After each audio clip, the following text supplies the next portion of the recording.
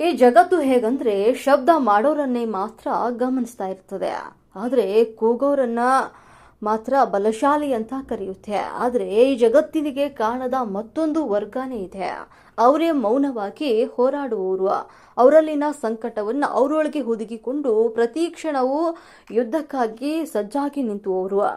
ಯಾರು ಕೇಳದ ನೋವಿನ ಜೊತೆ ಬದುಕುವವರು, ಯಾರು ಅರ್ಥ ಮಾಡಿಕೊಳ್ಳದ ಭಾರವನ್ನ ಹೊತ್ತವರು, ಯಾರಿಗೂ ಹೇಳದೆ ತಮ್ಮೊಳಗೆ 1000 ಯುದ್ಧಗಳನ್ನ ನಡೆಸುವವರು. ಅವರ ಕತೆ ಶುರುವಾಗೋದೇ ಬೆಳಗ್ಗೆ ಅಲಾರಂ ಮೊಳಗಿದಾಗ. ನಿದ್ರೆ ಸಾಕಾಗಿರಲ್ಲ, ಮನಸ್ಸು ತುಂಬಾ ಭಾರವಾಗಿರ್ತದೆ, ಆದ್ರೂ ಕೂಡ ಎದ್ದು ನಿಲ್ಲುತ್ತಾರೆ. ಯಾಕಂದ್ರೆ ಅವರಿಗೆ ಆಯ್ಕೆ ಇರುವುದಿಲ್ಲ. ಕುಟುಂಬ ಕಾಯ್ತಿದೆ, ಹೊಣೆಗಾರಿಕೆಗಳು ಕಾಯ್ತಿವೆ, ಜೀವನ ನಿಲ್ಲೋಕೆ ಅವಕಾಶ ಕೊಡಲ್ಲ. ಅವರು ಯಾರ ಮುಂದೆ ದೂರು ಹೇಳೋಕೆ ಹೋಗೋದಿಲ್ಲ. ನನಗೆ ಕಷ್ಟ ಇದೆ ಅಂತ ಹೇಳೋಕೆ ಅವರಿಗೆ ಧೈರ್ಯ ಇರೋದಿಲ್ಲ.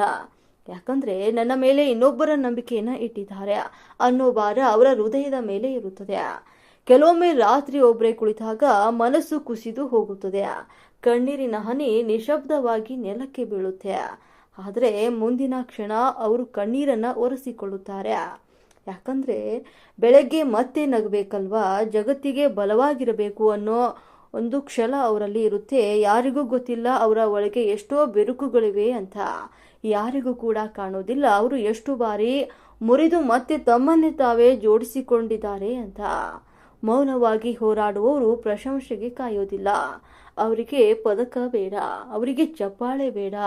ಅವರಿಗೆ ಬೇಕಾಗಿರುವುದು ಒಂದೇ ಒಂದು ದಿನ ಶಾಂತಿಯ ನಿಟ್ಟುಸಿರುವ. ನೀನು ಕೂಡ ಹೀಗೇನಾ?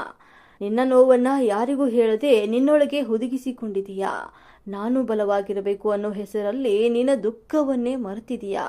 ಹಾಗಾದ್ರೆ ಇದನ್ನ ಕೇಳು. ನೀನು ದುರ್ಬಲನಲ್ಲ, ನೀನು ಸೋತವನಲ್ಲ. ನೀನು ಪ್ರತಿದಿನ ನೋವಿನ ಜೊತೆ ಬದುಕಿ ಜೀವಕ್ಕೆ ಮುಖಾಮುಖಿ ನಿಂತಿದೀಯಾ. ಆದ್ರೆ ಅದೇ ನಿನ್ನ ನಿಜವಾದ ಧೈರ್ಯ.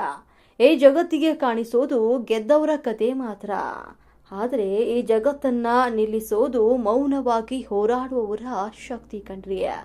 ಈ ಒಂದು ದಿನ ನೀನು ಹಿಂದು ಮುಗ್ಗಿ ನೋಡಿದಾಗ ಈ ದಿನಗಳೆಲ್ಲ ನಿನಗೆ ಹೆಮ್ಮೆ ತರುತ್ತವೆ. ನಿನ್ನ ಮೌನ, ನಿನ್ನ ತಾಳ್ಮೆ, ನಿನ್ನ ಸಹನೆ ಎಲ್ಲವೂ ನಿನ್ನ ಗೆಲುವಿಗೆ ಅಡಿಪಾಯವಾಗಿರುತ್ತದೆ ಅನ್ನುವುದು ಮಾತ್ರ ನೀನು ಮರೆಯದಿರುವ. ಆ ದಿನ ನೀನು ಹೇಳ್ತೀಯ, ನಾನು ಎಲ್ಲರ ಮುಂದೆ ಅಳಲಿಲ್ಲ, ಆದ್ರೆ ಜೀವನದ ಮುಂದೆ ಎಂದಿಗೂ ಕುಗ್ಗಲಿಲ್ಲ ಅಂತ.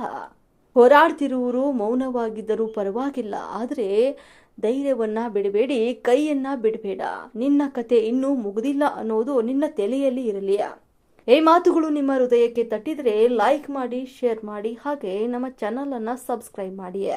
ಯಾಕಂದ್ರೆ ಮೌನವಾಗಿ ಹೋರಾಡುವ ಯಾರಿಗಾದ್ರೂ ಒಂದು ಶಕ್ತಿಯ ಮಾತು ಆಗಿರಬಹುದು ಅಲ್ವಾ.